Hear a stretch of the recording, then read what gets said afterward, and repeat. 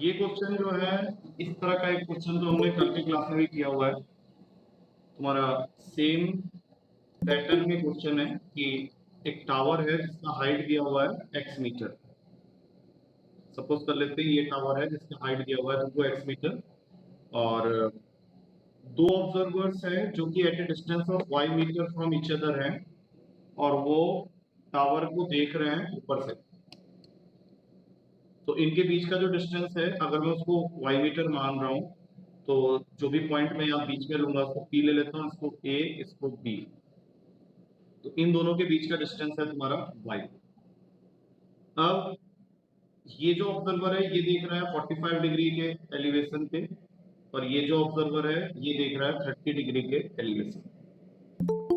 I think आपको हो जाना चाहिए figure. Two observers are stationed due north of a tower of height x meter at a distance of y meter from each other. The angle of elevation of the tower observed by them are 30 degree and 45 degree respectively. x by y की value निकालनी है।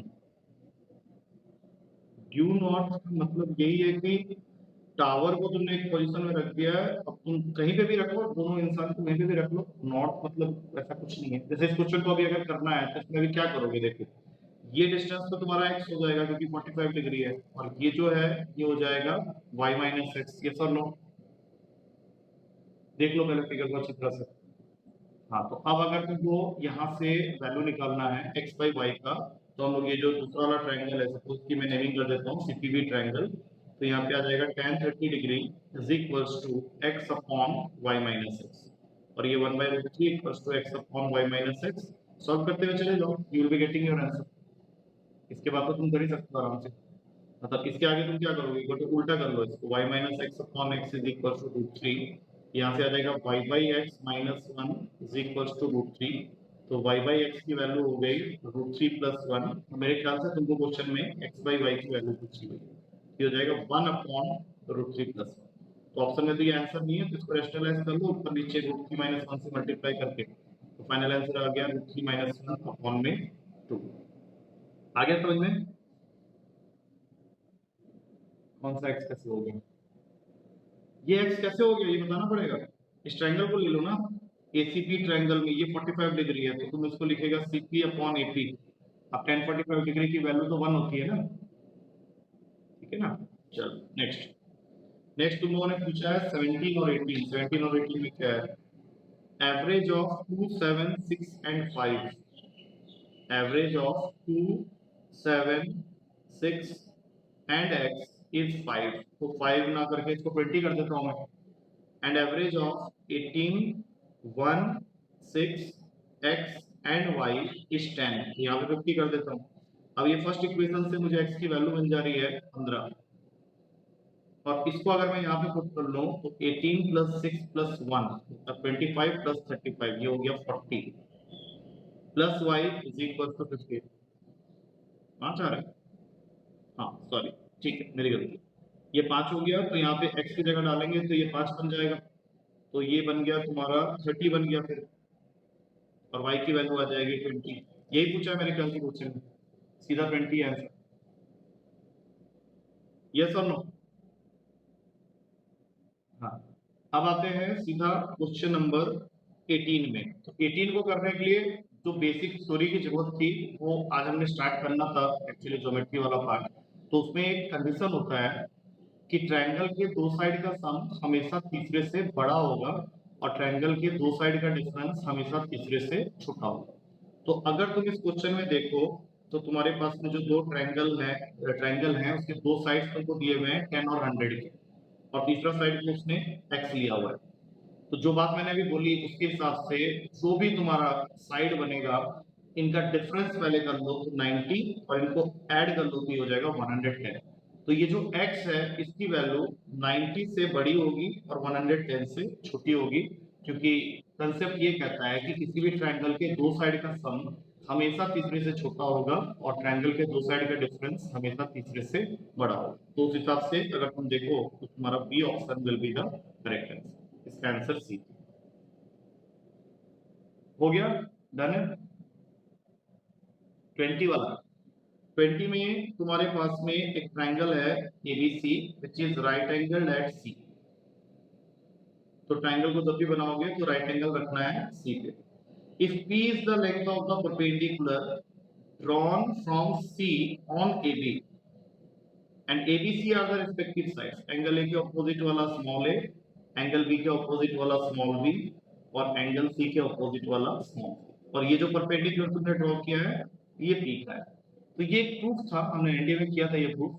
इसमें अगर तुम इस triangle के area को देखोगे सामने से, जहां से मैं क्लास ले रहा हूँ वहां से अगर हम लोग इस ट्रायंगल के एरिया को देखते हैं तो which is the right angle triangle, तो इसका एरिया का फॉर्मूला हो जाता है हाफ ए। लेकिन अगर कोई इंसान हाइपोटेन्यूस की तरफ बैठ के इस ट्रायंगल को देख रहा है तो उसके लिए जो इसका बेस वाला साइड होगा वो होगा सी, और उसके लिए जो हाइट वाला साइड होगा वो होगा पी।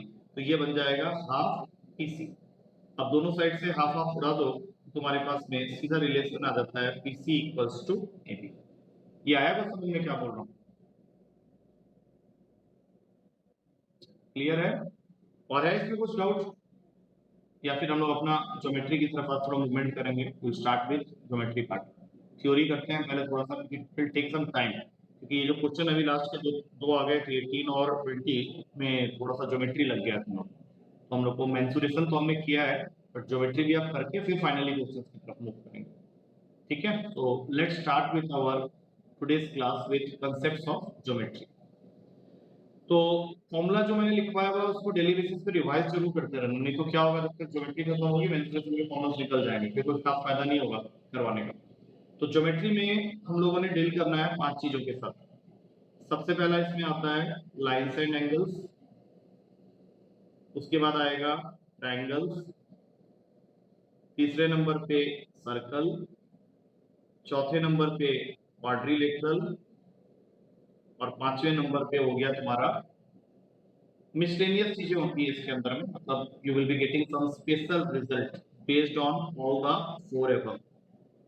शॉर्टकट्स भी कह सकते हैं उसको, क्योंकि रूटीन बेसिस पे जो क्वेश्चंस तुम्हारे पेपर में ज्यादातर पूछे जाते हैं उनके कुछ पॉइंट्स मैंने बना लिए हैं, तो that will be acting as special result. तो वो तुम पेपर हॉल में जब जाओगे तो वो अगर तुम्हें याद होगा तो it will definitely give you some edge over other students. तो हम लोग सबसे पहले स्टार्ट करेंगे लाइन और एंगल से। तो देखो, लाइन एंड एंगल को समझने के लिए सबसे पहले हम लोग स्टार्ट करेंगे पॉइंट से, क्योंकि पॉइंट सबसे पहला डायमेंशन लेस ज्योमेट्रिकल फिगर होता है। हम लोग पॉइंट को ये भी बोल सकते हैं कि point is a circle of zero radius. इस सर्कल को हम लोग इतना नेग्लिजिबल मानते हैं कि इसके रेडियस को हम लोग जीरो मान लेते हैं। लेकिन अगर हम लोग कलेक्शन ऑफ पॉइंट्स को ले ले तो वो कंस्टिट्यूट कर देता है लाइन।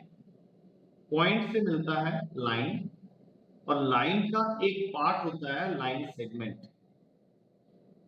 लाइन सेगमेंट से निकलता है रे, दो रे मिलने पे बनता है एंगल, एंगल से फॉर्म होता है ट्रायंगल, दो ट्रायंगल जोड़ के हम लोग बना सकते हैं क्वाड्रिलेटरल, और इस तरह से ये हायरार्की लेवल चलते जाते हैं। तो सबसे पहले क्या आया? पॉइंट। पॉइंट का कलेक्शन बन गया लाइन, लाइन का एक पार्ट बन गया लाइन सेगमेंट, लाइन सेगमेंट से निकला रे, दो रे का जंक्चर बन गया तुम्हारा angle, angle will give rise to triangle, और दो ट्रायंगल को अगर हम लोग एक साथ चिपका दें तो वो फॉर्म कर देता है क्वाड्रिलेटरल। तो जब हम लोग स्टार्ट करेंगे तो सबसे पहले डिस्कशन हमारा होगा कि तीन चीजें होती हैं, एक है लाइन, एक है लाइन सेगमेंट, और एक है तुम्हारा रे।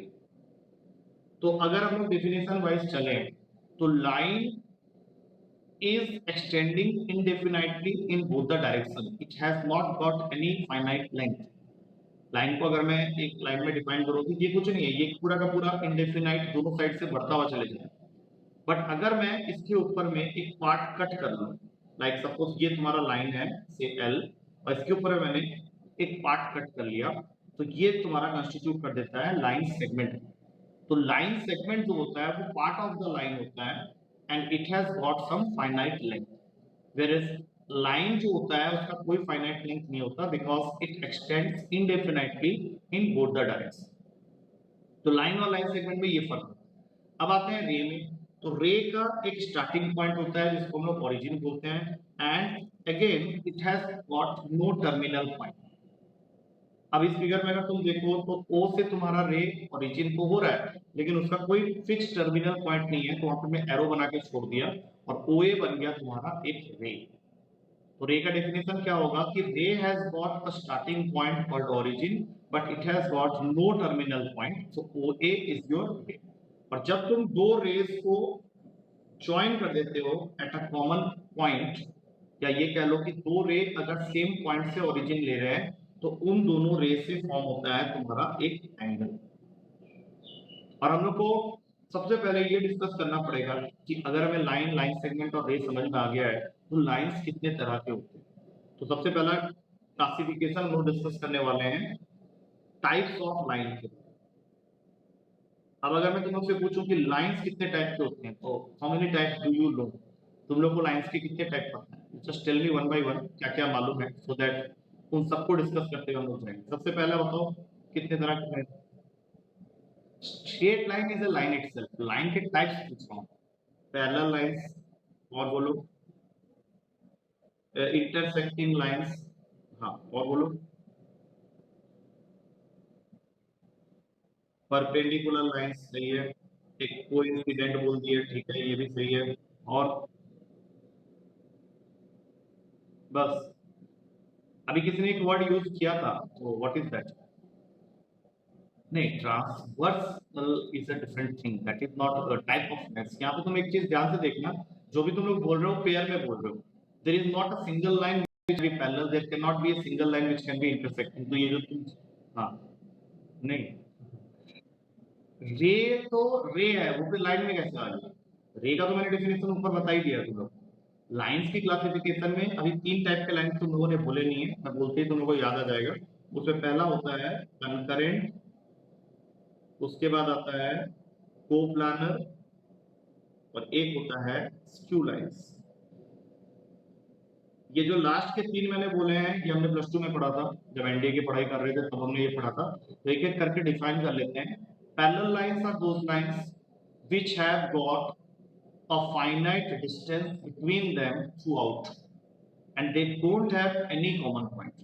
तो पैरेलल लाइन को अगर मैं डिफाइन करूं तो वो होते हैं दो लाइंस जिनके बीच का डिस्टेंस हमेशा सेम होता है थ्रू आउट, और ये दोनों कभी भी किसी भी एक पॉइंट में मीट नहीं करेंगे। और वो तभी पॉसिबल है जब उनके बीच का डिस्टेंस हम लोग हमेशा सेम मेंटेन करें। जबकि intersecting lines are those lines which meet each other at a common point, say P। जब भी दो लाइंस एक पॉइंट पे मीट करते हैं तो उसको हम लोग इंटरसेक्टिंग लाइंस बोलते हैं। दो लाइंस अगर एक पॉइंट पे मीट करते हैं तो उसको इंटरसेक्टिंग बोलते हैं, लेकिन दो से ज्यादा लाइन अगर एक पॉइंट पे मीट करने लग जाए तो उसको हम लोग कंकरेंट लाइन बोलते हैं। तो टू और more lines if they start meeting at a common point then those lines are known as concurrent. लेकिन अगर सिर्फ दो लाइंस एक पॉइंट पे मीट कर रहे हैं तो they are known as intersecting lines. Now perpendicular lines का दूसरा नाम होता है ऑर्थोगोनल लाइंस। ऑर्थोगोनल लाइंस वो होते हैं जो एक दूसरे के साथ में 90 डिग्री बनाते हैं। जैसे इस फिगर के अंदर AB और CD, they are perpendicular to each other because both of them are making 90 degree with each other. Coincident lines का मतलब होता है those lines which lie over each other. इसके बारे में हमने linear equation in two variables के जब हम लोग केसेस डिस्कस कर रहे थे, there we have discussed the condition under which two lines are said to be coincident. क्या होता है वो कंडीशन, एक बार याद दिलाओ, जब दोनों लाइंस कोइंसिडेंट होते हैं। बस बस a1 by a2 equals to b1 by b2 equals to c1 by c2। और पैरेलल के लिए क्या होता है कंडीशन? हाँ, a1 by a2 equals to b1 by b2 is not equals to c1 by c2। और इंटरसेक्टिंग के लिए क्या होता है? Is not equals to b1 by b2। अब बात आती है कंकरेंट लाइंस का, कोप्लानर लाइंस की। तो coplanar lines are those lines which lie on the same plane. अगर मैं बहुत सारे लाइंस इसके ऊपर में ड्रॉ कर लूं तो ये सारे के सारे जो है they are coplanar because they are lying on the same plane. तो यहाँ पे एक स्टेटमेंट निकल के आ जाता है कि all concurrent lines are coplanar but all coplanar lines are not concurrent. अब उसके बाद सबसे लास्ट में आता है स्क्यू लाइंस। स्क्यू लाइंस को फिगर से समझ लो, those lines which are neither parallel nor intersecting. जो लाइन ना तो पैरेलल है ना ही इंटरसेक्टिंग है, उन लाइंस को हम लोग बोलते हैं स्क्रू लाइंस। अब तुम लोग बोलोगे सर इसको एक्सटेंड करने से ये मीट कर जाएंगे, बट फिलहाल तो एक्सटेंड नहीं कर रहे हैं ना, तो इस वजह से इन दोनों लाइंस को फॉर द टाइमिंग हम लोग बोल सकते हैं कि they are skew lines because they are neither parallel nor intersect. तो ये तो हो गया तुम्हारे लाइंस के क्लासिफिकेशन। लाइन के बाद तुम्हारा क्लासिफिकेशन आता है एंगल्स। एंगल्स की क्लासिफिकेशन दो तरीके से होती है, एक वैल्यू के टर्म्स में, एक पेयर ऑफ एंगल्स के टर्म्स में। तो अगर मैं वैल्यू के टर्म्स में क्लासिफिकेशन देख रहा हूं तो सबसे पहला एंगल होता है जीरो एंगल। जीरो एंगल कैसे फॉर्म होता है? जब दोनों रे एक दूसरे के ऊपर ही होते हैं। तो कर लो ये ओ ए बी, ओ एक रे है और ओ बी एक रे है, वो दोनों एक दूसरे के ऊपर ही हैं, तो उनके बीच में कोई एंगल फॉर्म नहीं हो रहा है। That means in this case angle is 0 degree. दूसरे नंबर पे आता है एक्यूट एंगल। एक्यूट एंगल को ऐसे समझ लो कि दोनों के बीच में एक पर्टिकुलर एंगल फॉर्म हो रहा है। जैसे अब ओ ए और ओ बी एक दूसरे के ऊपर में नहीं है, वहां पे एक गैप आ गया, तो यहाँ पे जो भी एंगल फॉर्म होगा that will always lies between 0 degree and 90 degree, तो इनको हम लोग बोलते हैं एक्यूट एंगल। तीसरे नंबर पे आता है राइट एंगल। राइट एंगल क्या होता है? जिसमें ओ ए और ओ बी के बीच में जो एंगल फॉर्म हो रहा है वो 90 डिग्री का बन रहा है। यहाँ पे तुम देख सकते हो कि तुम्हारा ओबी जो है अब वो मूवमेंट करने लगा है। पहले वो यहाँ पे था, उसके बाद सीधा हो गया, तो राइट एंगल का डेफिनेशन हो गया कि वो 90 डिग्री बना रहा है। फिर धीरे धीरे ये टर्न होगा तो वहां से निकल के आएगा ऑब्ट्यूज एंगल, और ऑब्ट्यूज एंगल का मतलब होता है वो एंगल जिसकी वैल्यू 90 और 180 के बीच में होगी। मतलब ये जो एंगल होगा that is line between 90 and 180, उसको हम लोग बोलेंगे ऑब्ट्यूज एंगल। पांचवें नंबर पे आता है स्ट्रेट एंगल। स्ट्रेट एंगल जब बनेगा तो ओ ए और ओ बी एकदम से ऑपोजिट डायरेक्शन में हो जाएंगे, और ये जो एंगल बनेगा ये एकदम से 180 डिग्री का बनेगा। उसके बाद छठे नंबर पे आता है रिफ्लेक्स एंगल। अब ये जो रिफ्लेक्स एंगल होता है ये उस एंगल को बोलते हैं जहां पे ओ ए और ओ बी के बीच में जो एंगल फॉर्म हो रहा है वो 180 और 360 के बीच में, ये वाला। तो this angle is line between 180 and 360, उसको हम लोग बोलते हैं रिफ्लेक्स एंगल। और सबसे लास्ट में क्या होता है? कंप्लीट एंगल फॉर्म हो जाता है, क्योंकि तब क्या होता है ये पूरा का पूरा एक रोटेशन हो जाता है। तो कंप्लीट एंगल उसको बोलते हैं जिसकी वैल्यू 360 डिग्री है। तो हमने यहाँ पे एंगल की क्लासिफिकेशन देखी है, starting with the based on values, zero angle, acute angle, right angle, obtuse angle, straight angle, reflex angle and complete angle. ये बहुत बेसिक चीजें बता रहा हूँ, मुझे मालूम है, but you should be having a good knowledge of this basics. उसके बाद पेयर ऑफ एंगल्स के टर्म्स में ही क्लासिफिकेशन होती है, और इस लिस्ट में सबसे पहला नाम आता है तुम्हारा अल्टरनेट एंगल्स। अल्टरनेट एंगल्स के बारे में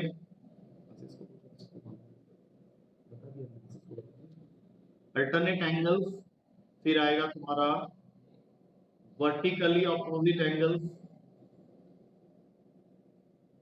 फिर आता है तुम्हारा सॉरी अल्टरनेट नहीं, यहाँ पे होगा एडजेसेंट एंगल्स। मैं फ्रेश पेज ले लेता हूँ। सबसे पहले आएगा एडजेसेंट एंगल, सेकंड नंबर पे आएगा वर्टिकली ऑपोजिट एंगल, फिर आएगा तुम्हारा लीनियर पेयर ऑफ एंगल्स,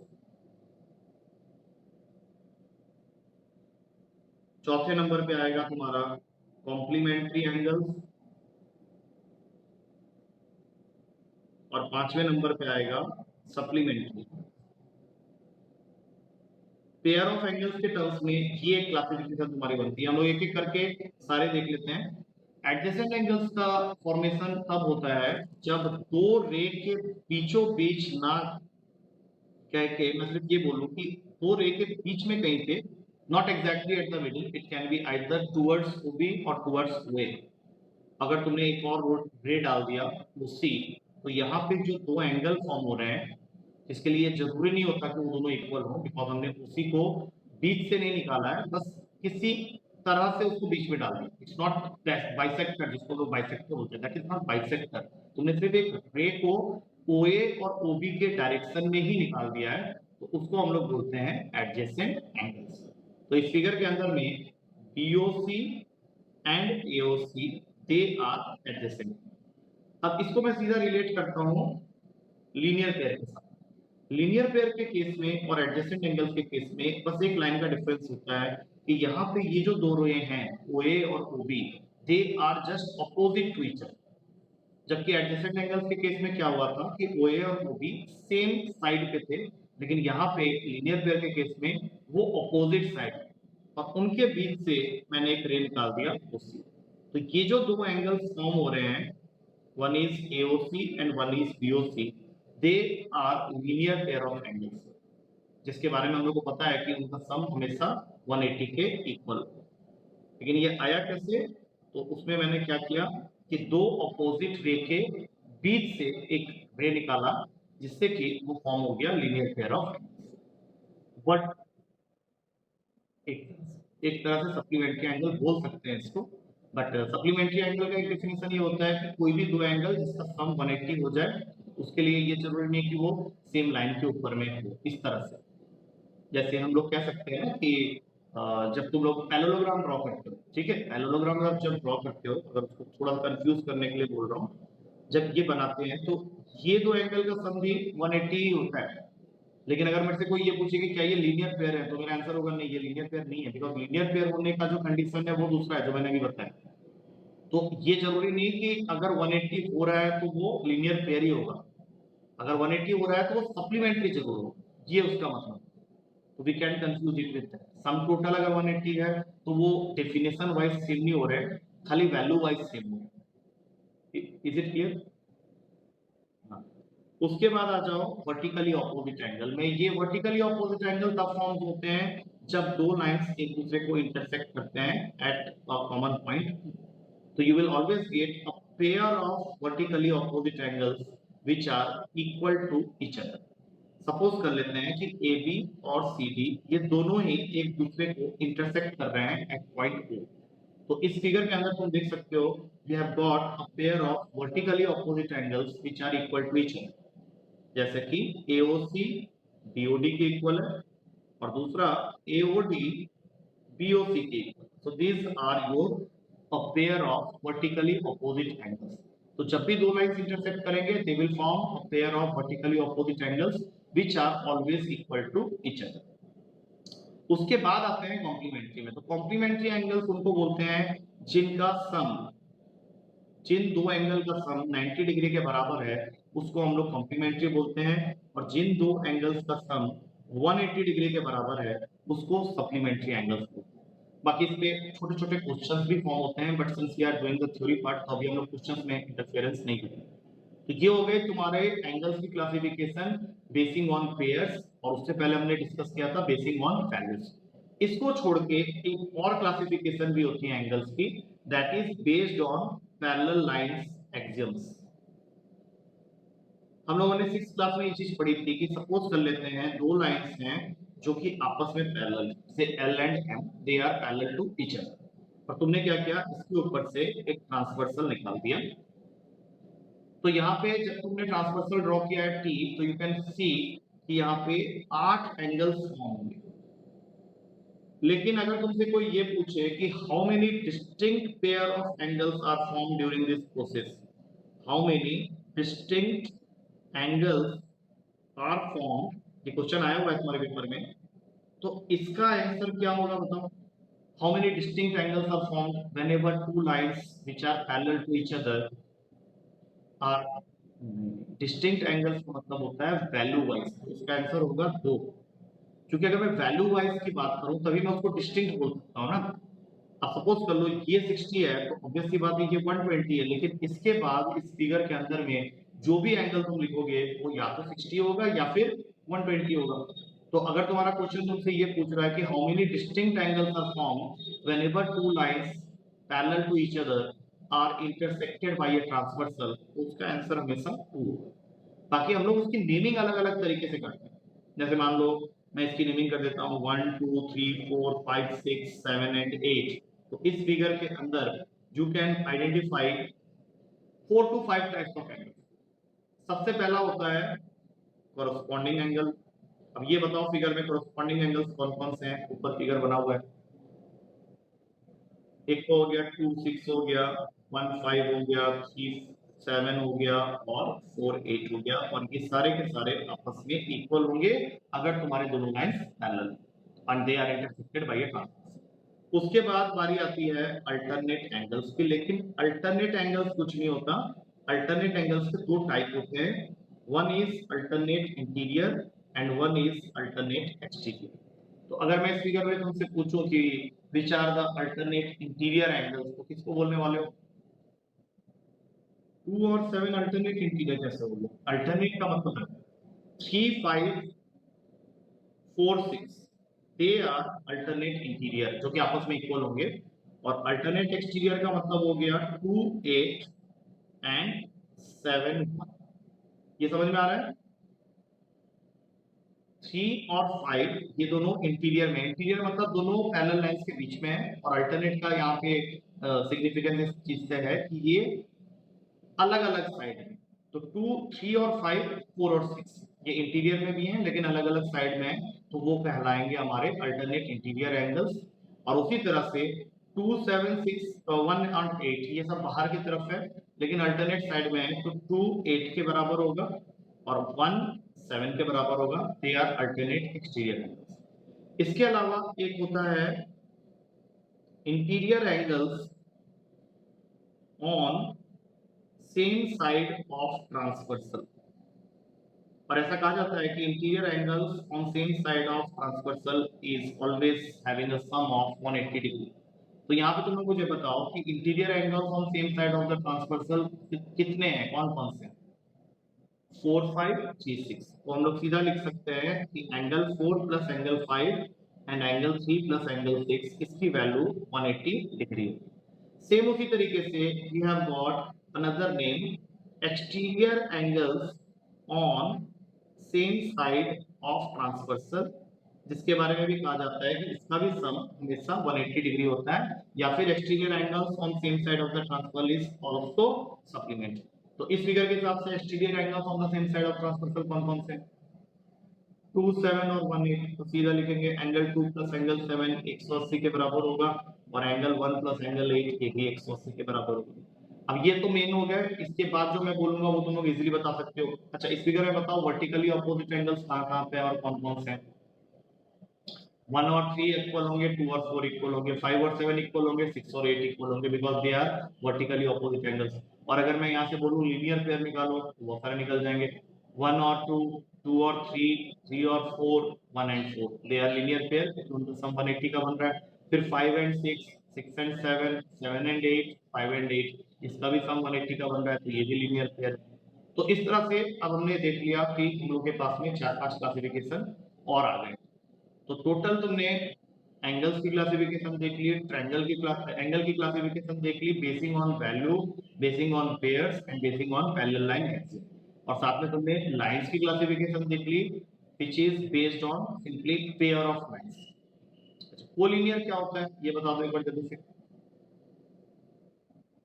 हाँ, वो कोलिनियर कभी लाइन नहीं होता, जैसे कई बच्चे कंफ्यूज होते हैं कि कोलिनियर लाइन भी कुछ होता है। कोलिनियर लाइन नहीं होता, दे आर पॉइंट्स, और जो पॉइंट सेम स्ट्रेट लाइन के ऊपर लाई करते हैं उनको हम लोग बोलते हैं कोलिनियर।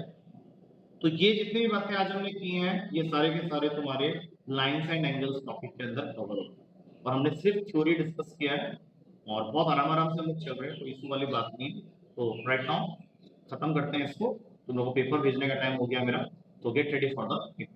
ठीक है, दैट्स इट फॉर टुडे।